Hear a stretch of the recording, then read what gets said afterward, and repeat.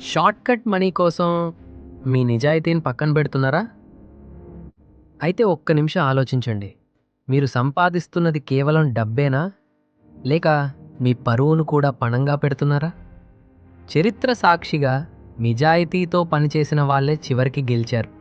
Cheat చేసేవాళ్ళు, అబద్ధాలు చెప్పేవాళ్ళు కొద్ది కాలం వెలుగులో కనిపిస్తారు, కానీ చీకటి పడగానే మాయమైపోతారు.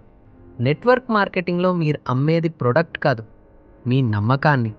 గుర్తుంచుకోండి, ఈ బిజినెస్ మీ పేరు మీద నడుస్తుంది.